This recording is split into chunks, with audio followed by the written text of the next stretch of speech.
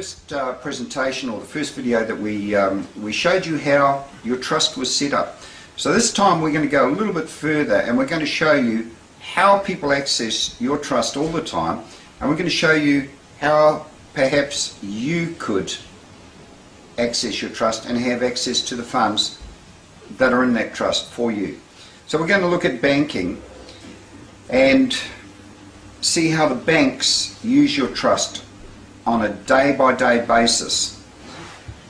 This is what you'd normally see. You'd see your trust account written like this: Jane Mary Smith, in all capitals.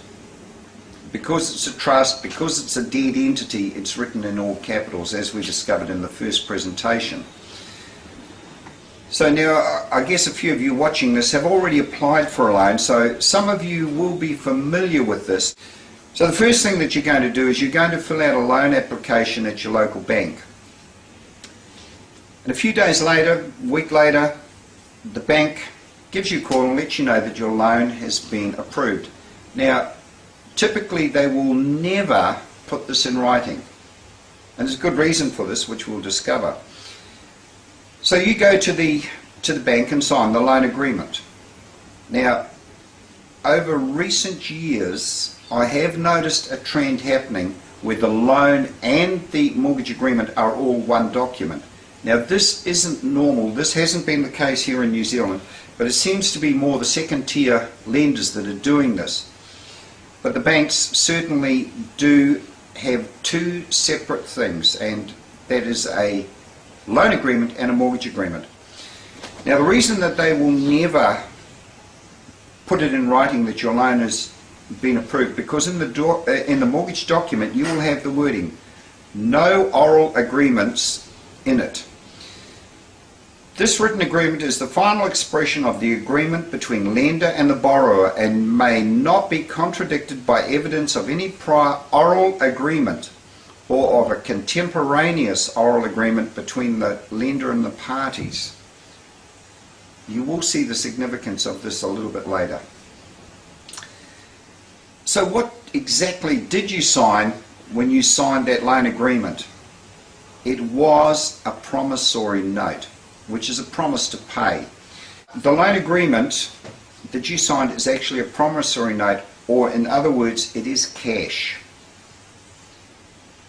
So let's have a look at the Bills of Exchange Act. We'll go to Google, to legislation, and we'll go to the Bills of Exchange Act.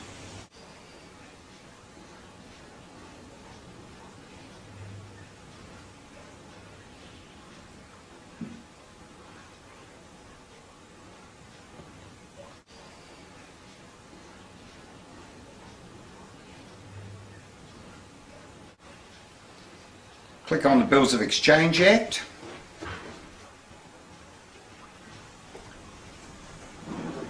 And we're going to have a look at a bill of exchange defined.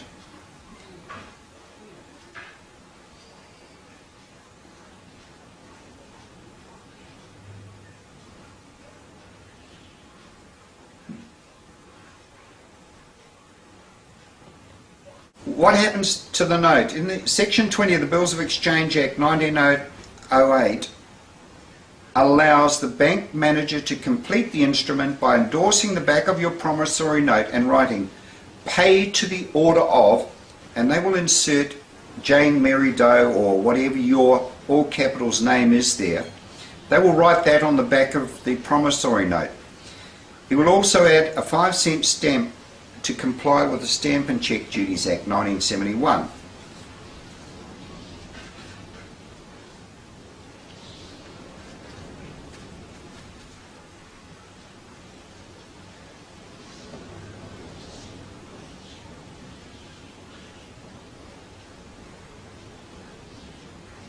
Now we'll go and have a look at the Check Duties Act, Stamp and Check Duties Act, which will tell us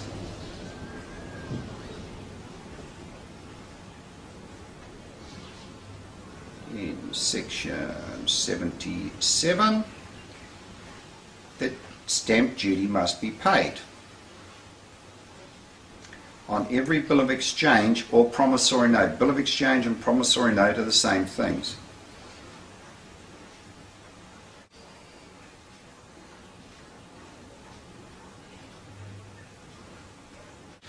And in section 78 it'll tell you that the stamp is a 5-cent stamp.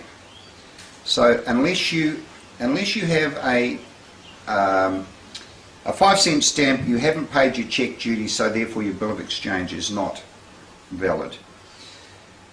Okay, so what happens to the note once you've signed it? Now the bank couriers your note together with an off-market securities transfer form to the Reserve Bank of New Zealand. Now this is what an off-market securities transfer form looks like. And on the back of this, now we spoke about power of attorney on in the first presentation, and on the back of this off-market securities transfer form that you will find a certificate of non-revocation of power of attorney. Now this is what the bank uses to take a power of attorney, and what you will find is that somewhere in the note that you give them power of attorney, or you will do certain things. Now what happens to the note at the Reserve Bank is it lodges your note with the Central Securities Depository Limited, which is part of NZ Clear or owned by the Reserve Bank of New Zealand. And there we go, we have a look there. The company overview is the New Zealand Central Securities Depository Limited operates as a custodian trustee. The company was incorporated in 1995 and it is part of the Reserve Bank. The Central Securities Depository Limited either sells your note onto the money markets or Treasury issues a bond to sell on the markets. The Central Securities Depository Limited bundles these notes into big bundles, and then the Treasury issues a bond against them. That's what I believe happens. Central Security Depository Limited lodges the off-market securities transfer form against your trust account.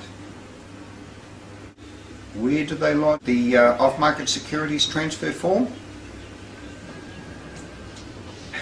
Land Information New Zealand. Because they're registering against you, which is the land. Okay, now once they have lodged that, the bank now has a government-backed security.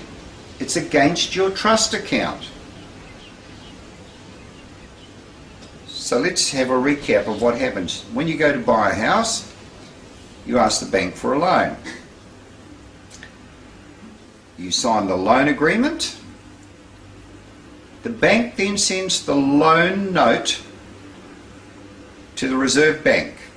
The Reserve Bank lodges the off-market securities transfer form with the Central Securities Depository Limited.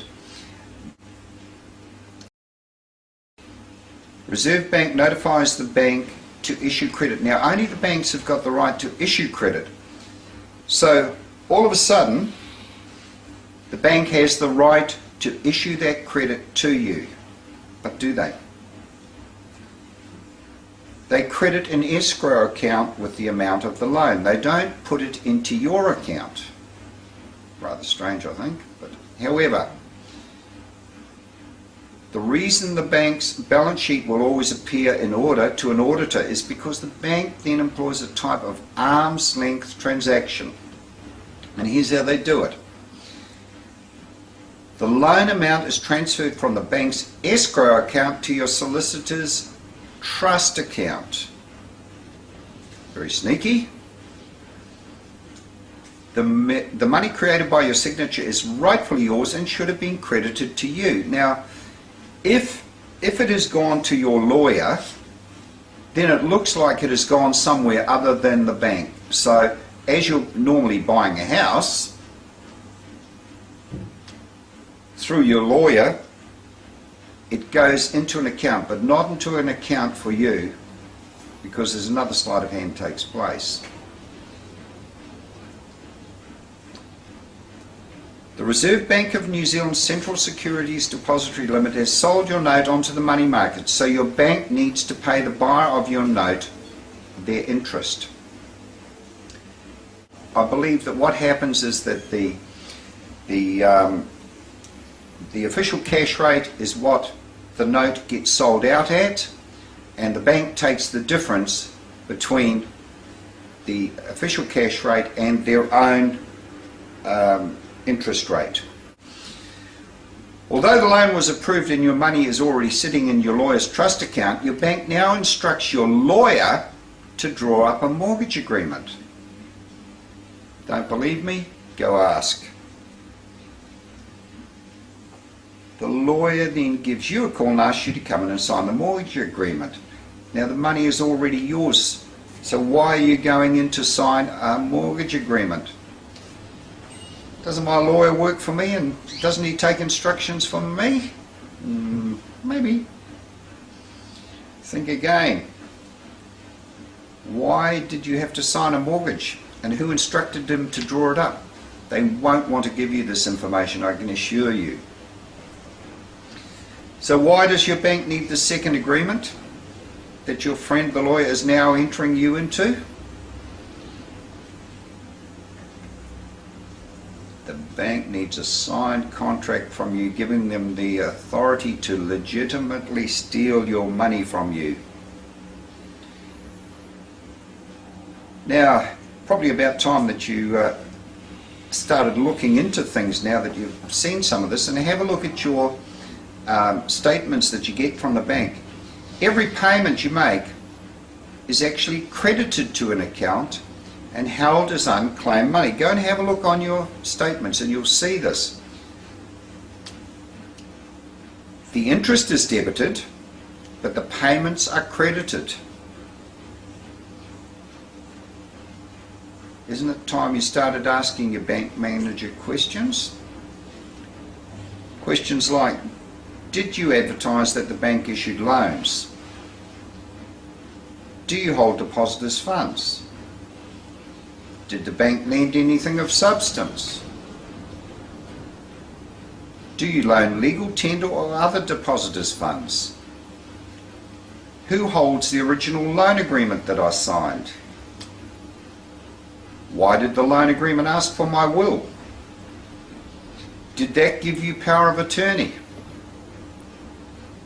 Is my house security for the mortgage?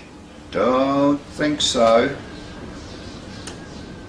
Was the loan note lodged as security with the Central Securities Depository Trust Limited? After you rang and told me that my loan was approved, why did my solicitor call me and ask me to sign a mortgage? Who instructed my lawyer to draw up a mortgage, and why?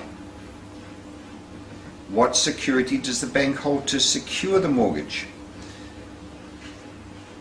Why do my interest payments get debited but my payments get credited? What bank account are these payments being credited to? Quite interesting really, because they won't want to answer any one of those questions. Okay, so let's have a little recap here. And so you go to buy a house, you ask the bank for a loan, you sign the loan agreement. The bank sends the loan agreement to the Reserve Bank. The Reserve Bank puts the note with the Central Securities Depository Limited. Central Securities Depository Limited on-sells that note and lodges the off-market securities transfer form with LINZ, Land Information New Zealand. The Reserve Bank notifies your bank to issue credit. The bank credits your lawyer's trust account, who then draws up a mortgage agreement, and you sign the mortgage agreement. The lawyer now lodges the bank's instruments at LINZ against your title deed.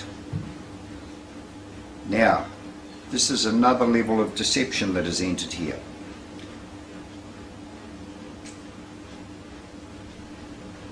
Most people believe that when you buy a house and get a mortgage to pay for it, and the bank uses their house as security for the loan. Do you believe that? Yeah, well, most people do, unfortunately. So what does the bank use as security? Well, we've already told you that they've used your trust account as security. They wouldn't want more, would they? Governments and banks can only deal in fictions. Now we know that. We've already learnt they created a fictional character to represent us, which is the paper title, or the all capitals name. Now the Central Securities Depository Limited, by way of an off-market securities transfer form, lodged security interest against this title. Okay, that's the paper title for us. That's the one there that they use. Now, if you have a look at that off-market securities transfer form, you will see number 1 there, full name of issuer of securities. The person who issued the securities on your behalf was the Crown. Description of the securities will be the all capitals name, your all capitals name. Okay, the Crown created that trust, and now by putting that name in there, they are lodging this against your trust. The Power of Attorney in the Wills Act explains what is held in trust for us and how to access it via your will and power of attorney. All property may be disposed of by will.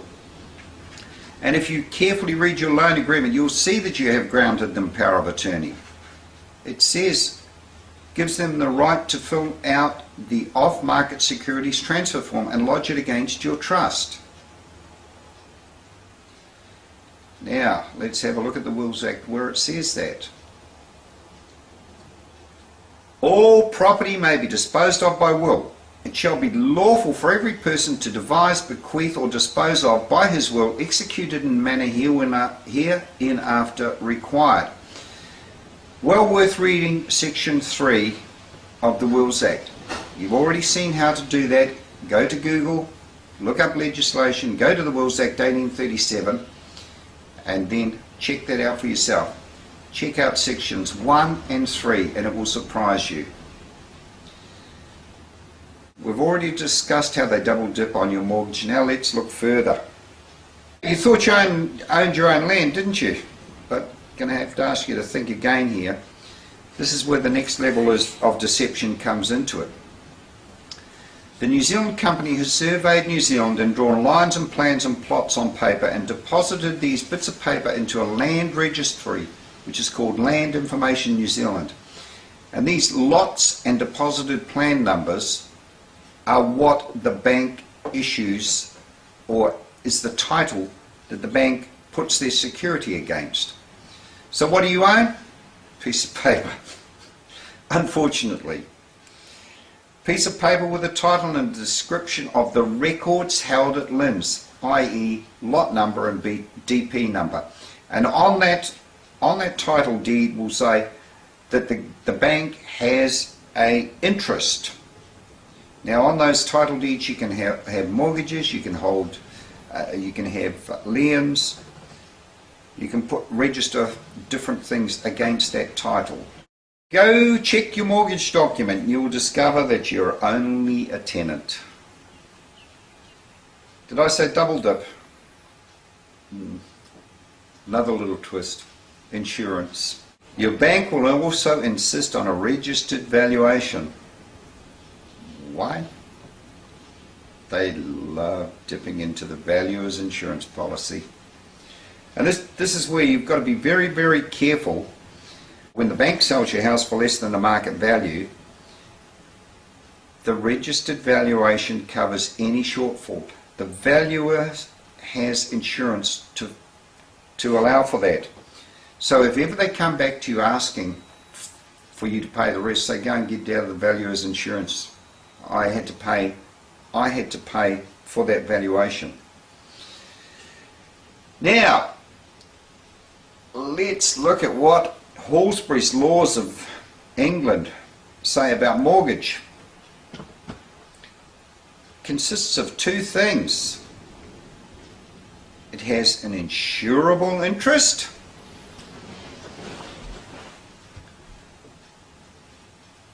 and a personal contract for payment of debt.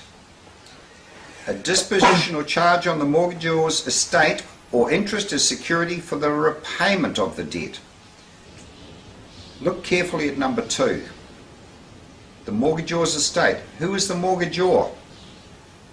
Is that you? Who is the mortgagor's estate? Yours. That's the all capitals estate. Therefore, if the money came from your estate and the security is held by your estate, who is the mortgagee? You. Isn't it time you started asking your bank manager questions? Questions like, did you advertise that the bank issued loans? Do you hold depositors' funds? Did the bank lend anything of substance? Do you loan legal tender or other depositors' funds? Who holds the original loan agreement that I signed? Why did the loan agreement ask for my will? Did that give you power of attorney? Is my house security for the mortgage? Was the loan note lodged as security with the Central Securities Depository Trust Limited? After you rang and told me that my loan was approved, why did my solicitor call me and ask me to sign a mortgage? Who instructed my lawyer to draw up a mortgage, and why? What security does the bank hold to secure the mortgage? Why do my interest payments get debited but my payments get credited? What bank account are these payments being credited to? Now, if you ask your bank manager any of those questions, particularly if you put them in writing, they're going to run for the hills. Go through every clause of your mortgage and find more questions that you can ask, because I've done this. I've gone through my mortgage document and send these questions in, asking what certain clauses meant.